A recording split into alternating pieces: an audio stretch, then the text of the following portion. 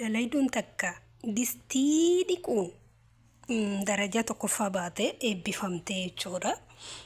Eebbifamuu isii kamma isin argisiifna. Shirri jettee ajaa'ibatti babbareeddee mindaan itti tolee akkas tattaate jechuudha. Assalaamu alaykum warahmatullahi wabarakatuh. Jirtu fayyaa qabdu baga jiraattanii isinin jedha. Iqaama kan akka argaa jirtanii. Akkuma iqaama kana argitan ka obboleeyyan kiyya irra hedduun nama iqaamaa baafanna jedhee fifiigutti jira. Yeroo fifiigee kuma